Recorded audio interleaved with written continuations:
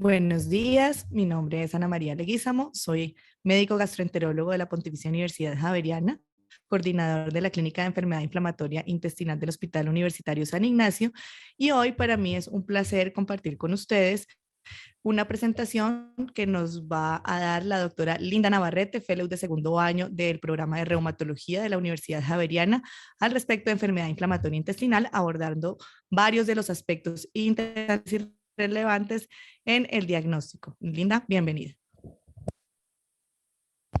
Muchas gracias, doctora Ana. Entonces, bueno, el día de hoy vamos a enfocarnos un poco en la enfermedad inflamatoria intestinal respecto al diagnóstico, pero vamos a hacer un abordaje integral en estos momentos.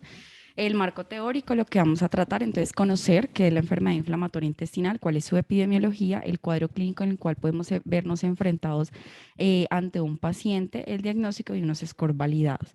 Iniciamos, entonces la enfermedad inflamatoria intestinal se conoce como una enfermedad crónica en el cual pues afecta el tracto gastrointestinal, potencialmente mortal y es caracterizada pues por episodios de inflamación en el paciente. Aún la causa netamente no tiene un único disparador, son múltiples causas, tenemos que en realidad todavía se sigue buscando como esa causa en especial, pero se ha asociado susceptibilidad genética del huésped, microbiota intestinal y otros factores ambientales, anomalías inmunológicas. Importante acá, pues todo depende de una fisiopatología, como vamos a ver ahora más adelante. Importante tener siempre un equilibrio en toda la parte de lo que se produce, lo que se gasta, lo que se consume. Entonces acá se conoce que la enfermedad inflamatoria intestinal se desarrolla por una alteración desfavorable de la composición y función de la microbiota intestinal, que se conoce como una disbiosis, que altera la interacción entre un huésped y una microbiota y el sistema inmunitario del huésped. Tenemos múltiples, como comentaba, susceptibilidades desde genética, ambientales, disparadores infecciosos también. Entonces acá vamos a ver la influencia genética en el cual conocemos una permeabilidad de la barrera epitelial que permite incursión microbiota, que es conocida como un sistema inmunitario. Recordemos que el sistema inmunitario siempre educa al sistema adaptativo. Y respecto a la inmunidad adaptativa, tenemos que ahí pues se produce un proceso inflamatorio restitutivos apropiados, que es lo que vamos a conocer más adelante. ¿Qué sabemos del NOD? El NOD pues es importante, se ha visto que tenemos asociaciones o también afectaciones del NOD en el cual vemos que está ubicado en el cromosoma y aquí es donde vamos a ver que el NOD2 es el importante gen ya que va a actuar en la inmunidad innata, que es lo que está descrito en la literatura. ¿Y qué pasa? Entonces tenemos acá, según la fisiopatología, tenemos un intestino íntegro, pero cuando se causa o cuando existe esa desbalance, va siempre a actuar una inmunidad innata. La inmunidad innata siempre está dada por células presentadoras de antígeno, en el cual la mayor célula que presenta antígeno tenemos las células dendríticas, pero también tenemos acá en este caso la parte de los macrófagos, que ellas son las que van a presentar antígenos. Entonces tenemos una célula que va a, pues siempre vamos a tener como esa coestimulación que se da ante un linfocito T, que tenemos tres. La coestimulación del TCR, el ligando 8086 y también el complejo mayor de histocompatibilidad, en el cual me va a activar un T-helper 1. El T-helper 1 a su vez pues me va a producir interferón gamma, interleuquina, TNF y esta es la que más se ha visto o se ha conocido con la colitis ulcerativa, adicional con la enfermedad de Crohn. Adicional, tenemos que la interleuquina 33 me va a activar el T-helper 2 y esta a su vez va a hacer expresión de interleuquina 5, interleuquina 6, TNF y es la que más ha visto implicada en la colitis ulcerativa. Pero tenemos otro escenario, tenemos el T-helper 17 que es el que hoy en día está más estudiado.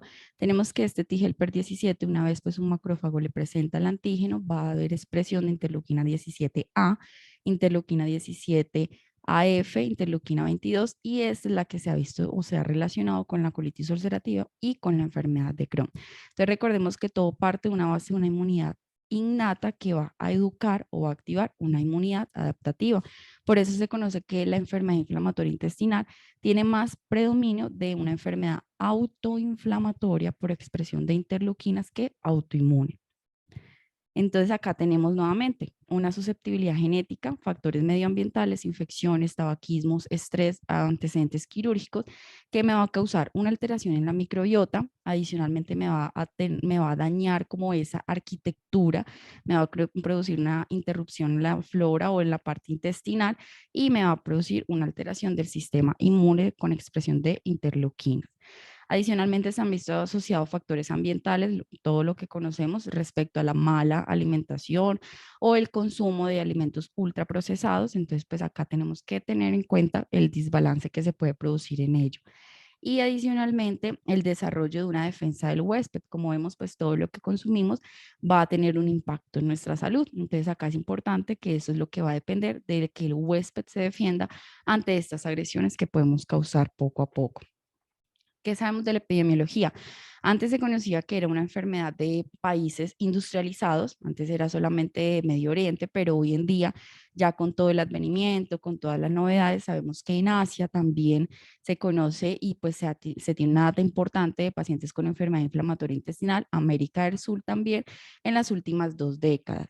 Aquí se ha conocido que pues hoy en día es una enfermedad del mundo occidental, pero pues poco a poco ya se ha visto una incidencia y una prevalencia mayor, Asia, incluido China, incluido India también. Se conoce que, pues como hablábamos, el rápido, pues la industrialización, los pacientes, las personas que salen del campo a la ciudad, poco a poco, pues se han visto disparadores para el desarrollo de la enfermedad inflamatoria intestinal. ¿Y qué sabemos o qué tenemos de Colombia? Un estudio que hizo el doctor Joleado y colaboradores. Entonces aquí vemos que en Colombia aproximadamente pues se discrimina entre pacientes con colitis ulcerativa y enfermedad de Crohn. Tenemos que la edad promedio de diagnóstico más o menos 42 años. Esto en colitis ulcerativa y enfermedad de Crohn 45. Sexo, pues en realidad no tiene predilección en la colitis ulcerativa, hombre, mujer igual. Aquí tal vez un poquito de predilección en las mujeres. Y pues hospitalización, sí vemos aquí que la colitis ulcerativa tiene mayor riesgo de hospitalización, pero estas hospitalizaciones son cortas, a diferencia de los pacientes con enfermedad de Crohn, que si bien son pocas, pero cuando el paciente se hospitaliza en realidad dura bastante, y el riesgo de infección. Cirugías, acá vemos 121 en colitis ulcerativa, 126 en enfermedad de Crohn, y la mortalidad en realidad es muy equiparable entre las dos. Clínicamente, ¿cómo se presenta pues la enfermedad inflamatoria intestinal? Tenemos dos grandes grupos, que es la enfermedad de Crohn, la colitis ulcerativa y pues otras afecciones, pero en este caso nos vamos a enfocar en la enfermedad de Crohn y colitis ulcerativa. ¿Qué involucra o cuál es la afectación anatómica? La enfermedad de Crohn involucra el hilio terminal, el ciego, área perineal, el colon, a diferencia de la colitis ulcerativa, que es el recto y puede afectar partes del colon o todo el colon. Entonces aquí tenemos nuevamente enfermedad de Crohn, importante que es una afectación discontinua, vemos como una carretera como parchadas a saltos, que es como se conoce, y a diferencia de la colitis ulcerativa, es una afectación continua. Entonces, nuevamente para recordar, asaltos, afectación pues discontinua en la enfermedad de Crohn. En cambio, la colitis ulcerativa es una afectación continua. En la presentación clínica tenemos que el paciente nos puede llegar con episodios de dolor abdominal, un dolor abdominal que vamos a ver que es tipo cólico en los pacientes, cuadros de diarrea, heces sanguinolentas y pérdida de peso. Pero entonces ahí es donde nos vamos a decir, estos son síntomas muy generales, inflamación de la mucosa intestinal. Pero ¿qué tenemos entonces? Uno, tenemos que indagar cómo es la aparición de esos síntomas, si el paciente ha tenido o no crisis previas, hospitalizaciones, cómo son esas deposiciones, sangrado rectal, diarrea o dolor abdominal. ¿Cómo son las lesiones? Tenemos importante que examinar la parte tanto anatómica como la presencia de manifestaciones extraintestinales, si ha tenido antecedentes familiares de enfermedad inflamatoria intestinal, viajes recientes y el uso de fármacos antiinflamatorios e infecciones. Respecto a la parte del diagnóstico, no es infrecuente que este tipo de pacientes se demoren alrededor de 2 años, es lo que está descrito en poder hacer un diagnóstico cuando han sido reconsultantes frecuentes por episodios de diarrea sanguinolenta, donde en nuestro medio la primera causa es infecciosa. Entonces son pacientes que hay que indagar mucho acerca de esa recurrencia de síntomas, porque pues muchos se demoran en el diagnóstico, pues por la presencia en nuestro medio de otras enfermedades más frecuentes. Gracias, doctora. Bueno, entonces aquí nuevamente, entonces como que, bueno, ¿cómo es esa presentación? Tenemos dos grandes patologías, que es la enfermedad de Crohn y la colitis ulcerativa. Entonces como que vamos a intentar enfocarnos un poquito en ese cuadro clínico de cada uno de los pacientes. Entonces los pacientes cuando vamos a sospechar una enfermedad de Crohn, las manifestaciones son heterogéneas, se presenta con un dolor abdominal, deposiciones e incluso también cuadros de constipación por la afectación que son asaltos, pérdida de peso, fiebre y en algunos casos obstrucción intestinal, fístulas y abscesos. Acá es importante que se caracteriza por periodos de exacerbación y remisión. En la colitis ulcerativa tenemos pacientes que van a manifestar deposiciones diarreicas sanguinolentas, dolor abdominal tipo cólico, urgencia fecal, tenesmo rectal. Importante que más o menos un 50% de los pacientes presentarán exacerbación severa, según la epidemiología como vimos, y más o menos el 20 al 30% van a presentar los pacientes pancolitis, que va a requerir en algún momento una colectomía. También nuevamente tenemos periodos de exacerbación y remisión. Adicionalmente, entonces ya tenemos un paciente con una clínica instaurada. ¿Qué vamos a pedir o cómo vamos a enfocar? Entonces, ¿cuáles son los paraclínicos iniciales? Hemograma, azoados electrolitos, reactantes de fase aguda importante, albúmina, la calpropectina fecal es importante en estos pacientes porque ya vamos a hablar que nos puede ayudar mucho a enfocarnos en la etiología también, nos puede como ampliar ese árbol diagnóstico. Importante, como comentaba la doctora Ana, infecciosas, vamos a pedirle todo el pool de VIH, hepatitis B, hepatitis C, BRL y tuberculosis. Aquí, pues, si tenemos la posibilidad de, como vimos en la fisiopatología, de pedir el NOC2, pues para mirar si tiene alguna mutación en este. ¿Cuál es la importancia de los reactantes de fase aguda? La PCR importante, se sintetiza en el hígado, es un marcador serológico sensible para la inflamación.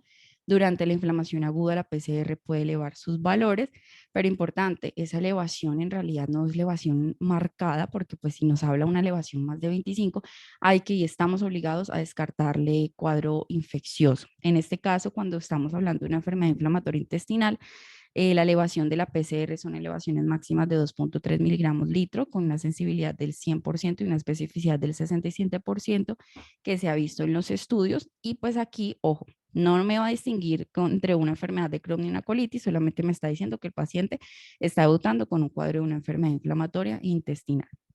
Respecto a la calprotectina, entonces es una proteína vinculada al calcio, en el cual pues se deriva de múltiples neutrófilos. Acá pues nuevamente me está hablando de cuadros inflamatorios, se excretan las heces. Entonces aquí pues ¿cómo lo vamos a pedir? Pues en materia fecal la calprotectina, y pues no es específica para mirar si es enfermedad de Crohn o colitis ulcerativa, pero pues sí me está hablando sobre una enfermedad inflamatoria intestinal, y esta puede estar pues relacionada, nos puede como enfocar un poco de si es un cuadro infeccioso o un cuadro oncológico o una enfermedad netamente intestinal inflamatoria.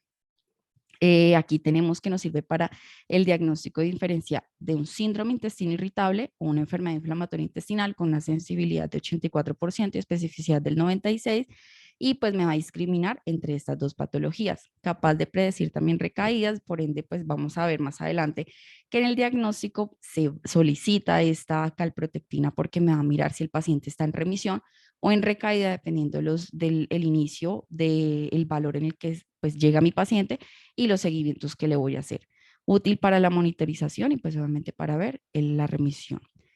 ¿Qué imágenes diagnósticas? Entonces ya hablamos de los paraclínicos que se le piden al paciente, ahora las imágenes diagnósticas.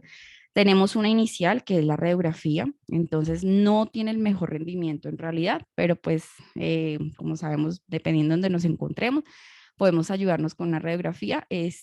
Aquí, ¿qué vamos a ver? Entonces, pacientes cuando tenemos enfermedad de Crohn, si encontramos este signo de la cuerda varietada, que tiene pues una gran sensibilidad y especificidad ante una enfermedad de Crohn. No sé, doctora, qué tan común sea este hallazgo.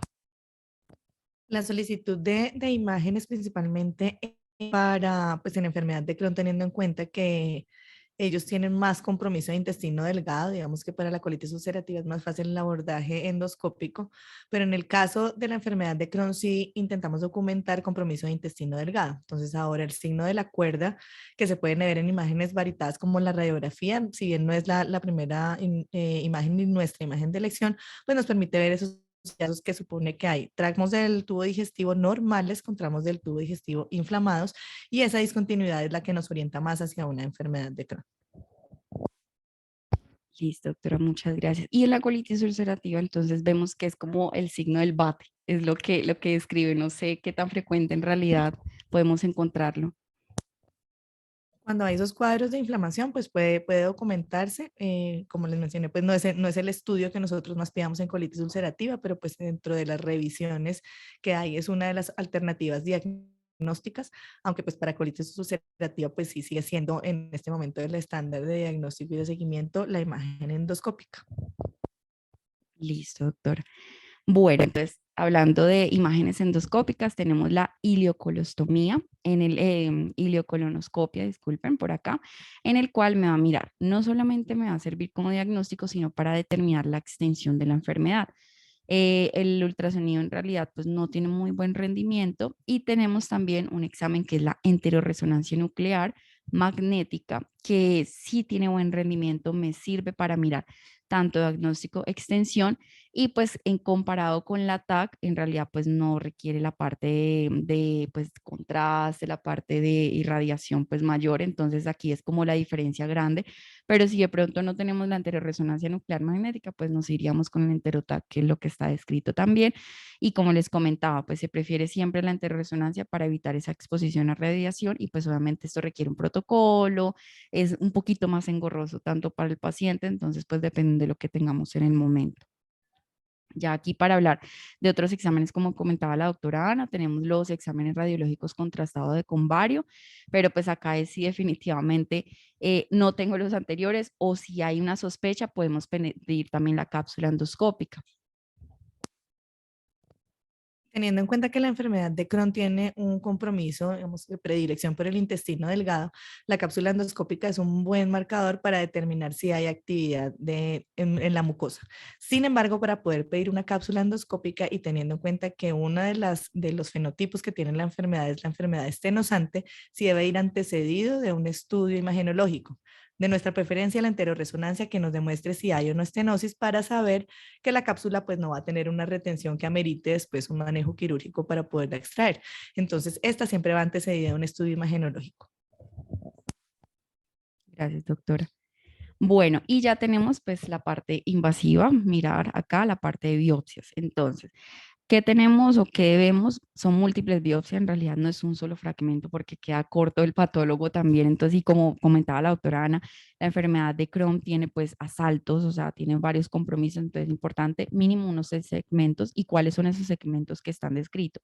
Ilio terminal, ascendente, transverso y colon descendente, colon sigmoide y recto. Eso es lo que está descrito en la literatura. Y pues las biopsias múltiples constan de al menos 2 muestras de cada segmento, que sería lo ideal, pues incluyendo un segmento macroscópico para mirar el compromiso de los pacientes. ¿Y qué vamos a encontrar o qué lo que tal vez nos va a describir o nos vamos a enrutar y enfocar en el paciente en la enfermedad de Crohn? Podemos encontrar una submucosa engrosada, inflamación transmural, ulceración, fisuras, granulomas epiteloides no necrosantes, que vamos a verlos más adelante. En la colitis ulcerativa tenemos que se limita a la mucosa y submucosa.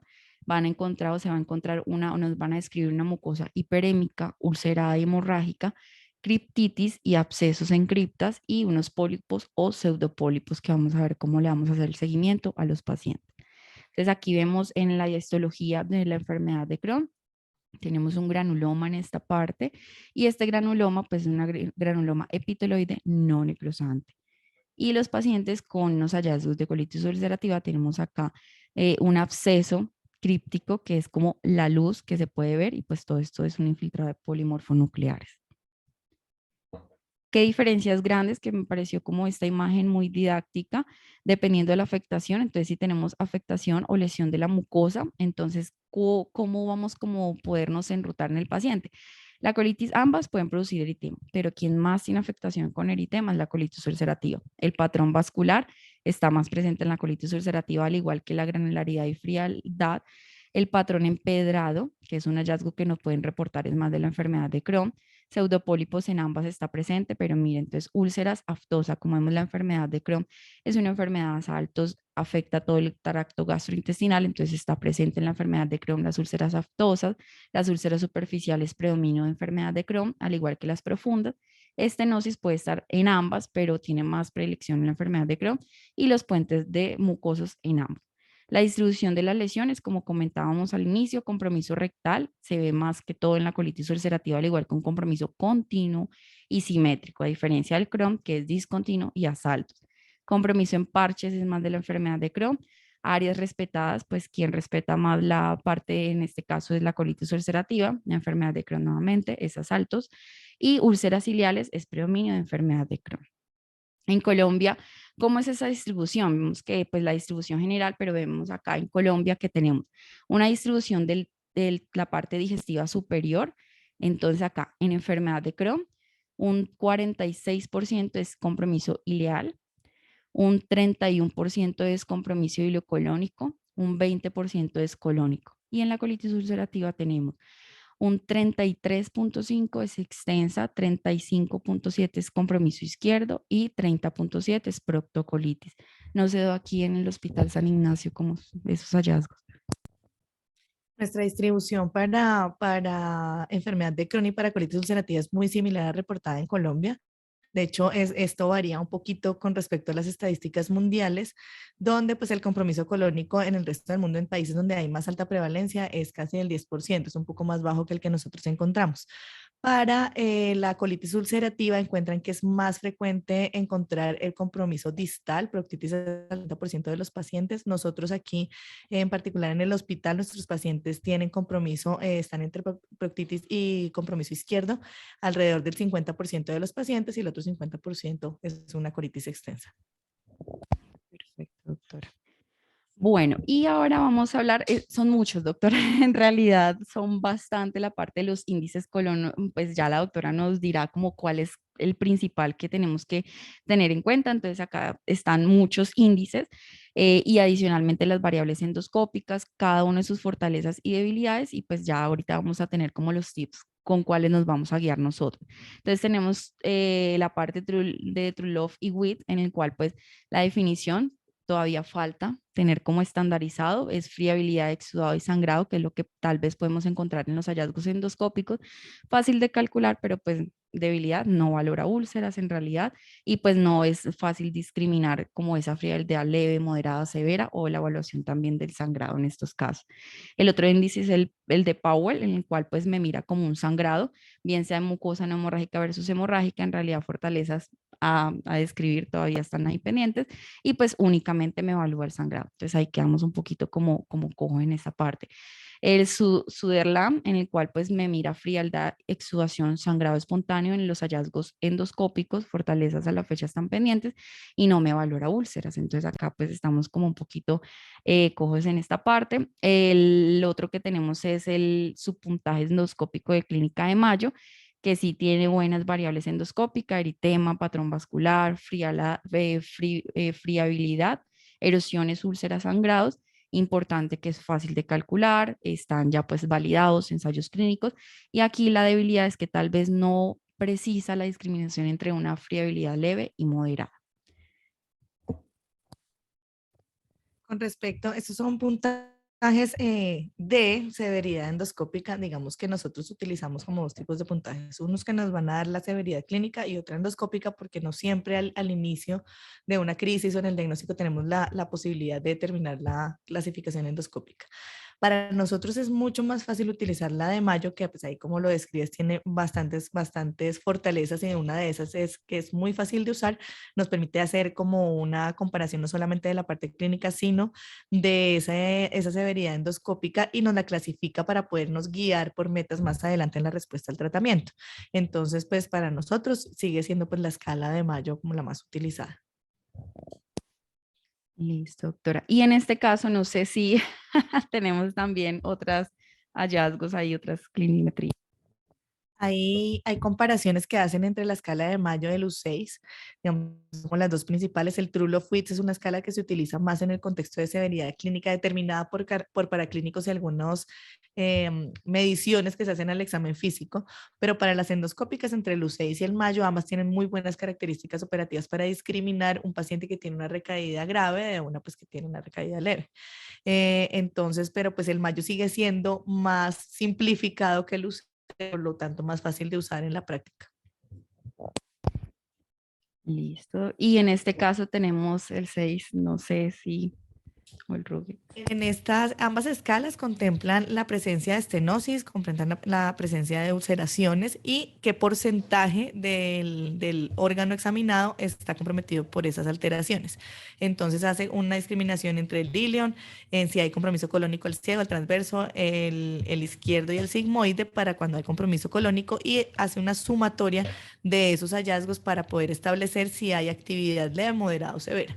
Cualquiera de los dos es muy bueno, lo que pasa es que el Crohn's, el de abajo, es un poco más simplificado, entonces pues ese lo tienden a utilizar con más frecuencia. Sin embargo, pues ambas calculadoras están disponibles y evalúan los mismos parámetros. Listo.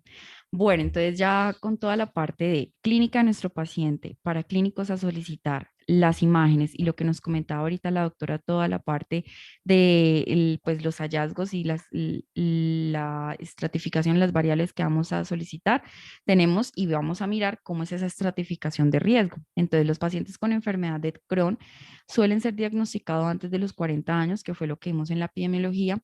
Se asocia con mayor enfermedad incapacitante 5 años después del diagnóstico, como comentaba la doctora, el paciente no nos va a llegar en 5 meses, vamos a hacer un diagnóstico, esto se demora por toda la parte que primero es la parte infecciosa, que le dan tratamiento, mientras se remite, mientras se hacen los estudios, incluidas las tasas más altas de cirugía, hospitalización, dependencia de esteroides y una recurrencia de la enfermedad de riesgo. ¿Y qué tenemos de la colitis ulcerativa? Edad más joven al momento del diagnóstico, está relacionado con recaídas más frecuentes y sí tiene un riesgo alto de manejo quirúrgico, colectomía y el riesgo de progresión a cáncer colorectal.